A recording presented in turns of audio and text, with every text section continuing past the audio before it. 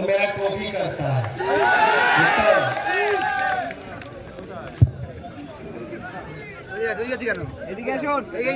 সবাইকে অসংখ্য অসংখ্য ধন্যবাদ।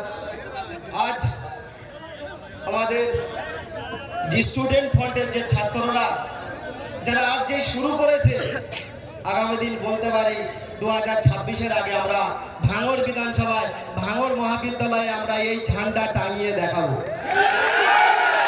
আমরা টাঙানোর দিন যাব, তারপর 6 মাস কি 1 বছর সময় দেবো। এই স্টুডেন্ট এই আলাউদ্দিন রেজাউল্লাহ যেভাবে চালাবে, কিভাবে চালাচ্ছে, এদের দুর্নীতি, এরা কিভাবে কলেজটাকে চালাচ্ছে, সেই জন্য আর একবার দেখতে যাব। এর ভিতরে যদি কোনো অসামাজিক কাজ হয়, অসামাজিক কাজ কারবার হয়, এদেরকে পেদাতে যাব। আমরা ঠিক করব এদেরকে। আমরা এরকম নেতৃত্ব তৈরি করব। লাগাম থাকবে আমাদের, লাগাম থাকবে আমাদের হাতে।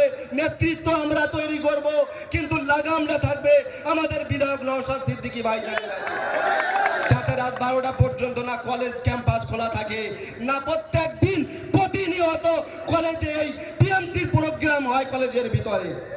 কলেজে খালি অনলি পড়াশোনা, পড়াশোনার এডুকেশন, ওটাই কলেজে ভাঙড় মহাবিদ্যালয়ের মধ্যে হবে। পারবো তো? আমরা চাই নওশাদ সিদ্দিকী যে স্বপ্ন দেখেছে, সেই স্বপ্ন পুরো করতে চাই।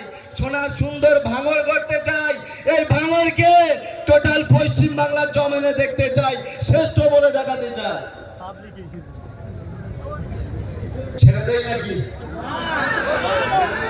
হ্যাঁ, নওশাদ সিদ্দিকী ভাইজান সোনপুরে এসে গিয়েছে। ভাইজান এসে যাক নাকি?